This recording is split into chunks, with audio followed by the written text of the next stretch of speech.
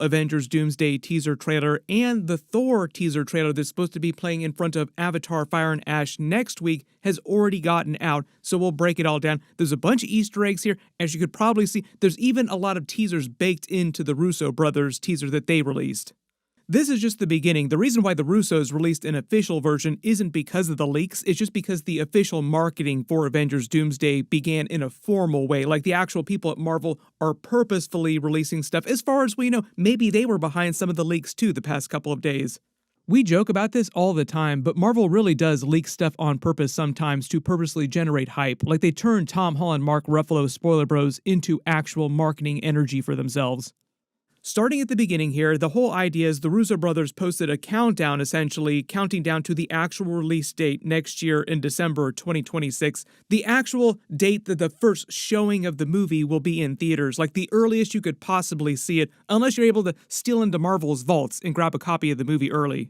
We joke about that, but I remember a couple days before Avengers Endgame hit theaters worldwide, and it was a simulcast, so it aired around at the exact same time in every single country. Just a couple days before that, somebody grabbed a copy of basically like the entire end of the movie and posted it online. It was crazy, like the biggest leak you could possibly imagine. In the middle of the countdown, though, the Russo brothers teaser glitches out and it spells Doomsday in text. If you ever had a calculator and you played with it as a little kid in class and made it say all kinds of crazy stuff, that's basically what happens here. At the beginning, the slate depicts a particular scene in the movie that they were filming. The way you read the slate numbers is it's roll A12 of the camera that they're using. It's a camera roll, like actual film roll, but because Marvel films everything digitally, it's not an actual physical camera roll like Christopher Nolan films on actual film cameras for a while. Scene A5 means it's at the very beginning of the movie. It's the fifth scene of the A camera roll or first hard drive, the very, very beginning. And it's the second take of the scene they're doing, meaning they filmed the scene multiple times because somebody messed up the first take, like take one, or they didn't like it, or Robert Downey Jr., if it's really him in the scene, wanting to try something different with another take on the scene, which they do often. I feel a storm brewing.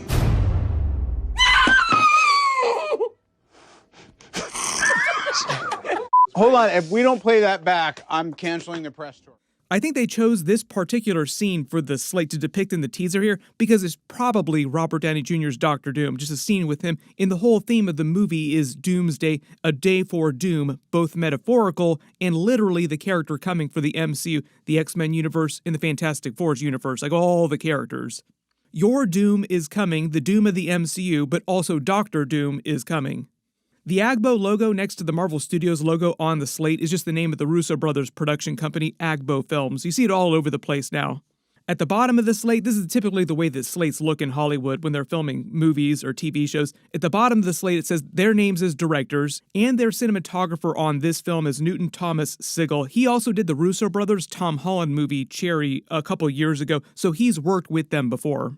Supposedly the Russos are also going to release something official tomorrow. It might just be a poster for the movie. Whatever it winds up being, I will include it in one of my bonus videos. Or if it's like an actual full trailer, of course I will do a video for that too. But I'm not expecting a full trailer. In the leaked Thor teaser trailer that's supposed to be releasing next week, it's actually him in a forest praying as if he's praying to Odin in Valhalla, saying, "Of all the crowns, the kingdoms, the pride, I ask for none. Father, hear your son, I am not worthy of life, but still I beg you to let the thread lengthen." He's talking about the thread of his life. It's also meant to be a reference to Loki's multiverse tree with the threads of timelines in the multiverse. He goes on to say, "Not for thunder, not for war, let me remain long enough to see my love once more." And it's a reference to his adopted daughter, Love, from the end of Thor, Love and Thunder, the actual character, who in real life is actually his daughter that they just put in the movie. That is his real life daughter. In the context of the MCU, it's Gore's daughter that was then rebirthed, like brought back by Eternity, which is why the movie Thor, Love and Thunder coined her as the Child of Eternity. Also the reason why she has so much power. Eternity is the living embodiment of the MCU itself, the 616 universe, just one universe. So in all the different universes, there's a different version of Eternity across the multiverse.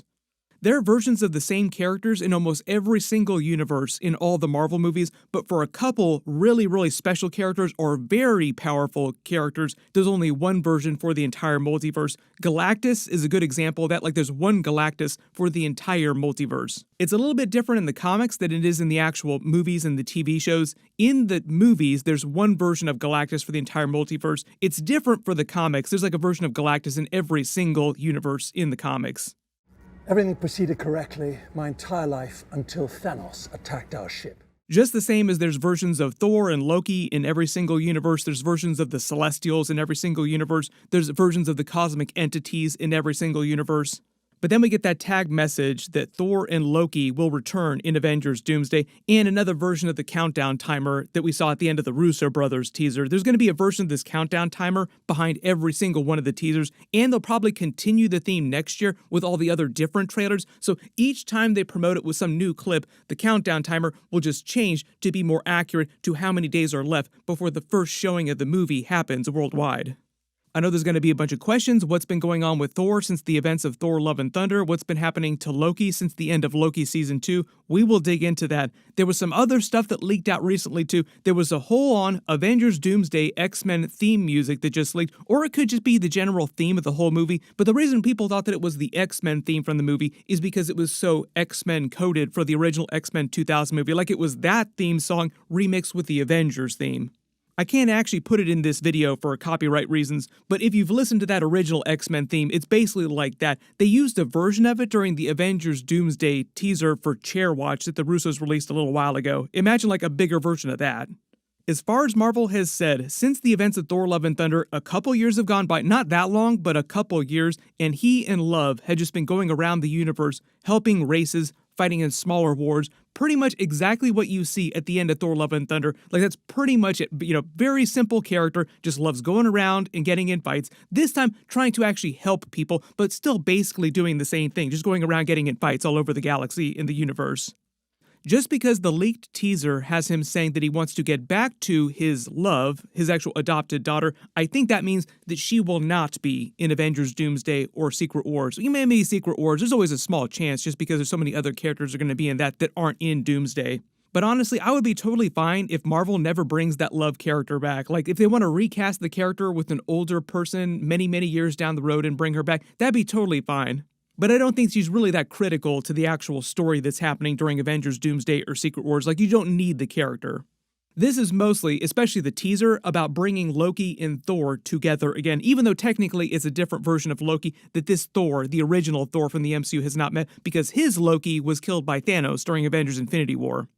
Getting to the other question too, what happened to Loki after the end of Loki Season 2 when he became the God of Stories Loki and the custodian of the multiverse? A lot of people have asked since they revealed that they were going to be doing Avengers Doomsday and it would do a version of Time Runs Out and the incursions heading into Avengers Secret Wars. If Loki is so powerful and his whole job is protecting the multiverse, then what happens that causes the total collapse of the multiverse in Doctor Doom becoming God Emperor Doom? Why would Loki let that happen if he has the power to prevent something like that? Just imagine that Thor Ragnarok scene, just to call back to that joke, you had one job to do, protect the multiverse. You had one job. My early assumption is it'll have something to do with Franklin Richards' power, the power cosmic, Doctor Doom's magic and technology working in combination, and then becoming a version of God Emperor Doom from the comics, but obviously changing the comic book plot because I don't think they're going to do the Beyonders. Something to basically turn Doom into God Emperor Doom in the context of the movies that will make him more powerful than Loki and be able to do all these things that will lead to a version of Battleworld. Just because Loki now has control over time and space without the need for spells, special magic, or any technology like Doctor Doom would need, doesn't make him all powerful. He's just much more powerful than he was before. Probably the other biggest callback that people will be talking about heading into this too is who do you think, which character, Thor or Loki, will repeat the line, "The sun will shine on us again, brother"? Personally, I think that it would make more sense for Thor to be the person to say that to this Loki because this Loki never experienced the original version of that. He wasn't the one that actually said that. That Loki died. This is a different Loki that just saw that on playback inside the TVA. So like he saw it happen, so like he's probably familiar with the line, like, oh, but he didn't experience it himself. So just imagine Thor being reunited with him saying, "The sun has shone on us again, brother, finally." present tense, the sun is shining on them again. And probably the other biggest Thor thing going on in the next several years beyond Secret Wars is Chris Hemsworth teasing Thor 5. Kevin Feige has also talked about it. It sounds like they're doing it again, and it'll be another Thor Ragnarok type of reimagining, rebooting, soft rebooting of the creative behind the character. It kind of feels like the Russos are using Avengers Doomsday and Secret Wars to do their own little soft reboot on the creative behind the character too, in the way that Destin Daniel Cretton is using Spider-Man Brand New Day to do that for the Hulk character, do like a creative reset for the Hulk as well as a creative reset for the Spider-Man Tom Holland character into his next trilogy as well. Marvel does stuff like this all the time. Thor Ragnarok is the best example of that, where it was like a soft reboot on the creative behind the character. Obviously, long-term didn't pan out well because Taika Waititi isn't coming back to do any more Thor movies now, for obvious reasons. But you get the idea, continuing with the same version of a character, but just doing a soft reset on the creative so that it feels like the beginning of a new era for that character, not just like the next 5th or 6th film in a franchise.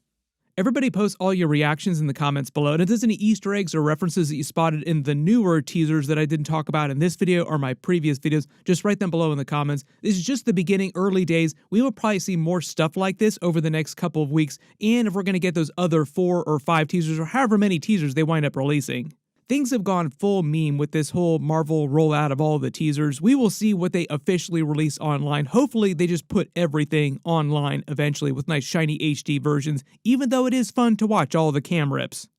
Whatever winds up happening, of course I will do all the videos for it in the next couple of weeks, so be sure to enable alerts for my channel so you don't miss any of that stuff. Everybody click here for all my Avengers Doomsday trailer videos, and click here for that Spider-Man Brand New Day trailer video. Thank you so much for watching, and I'll see you guys in the next one.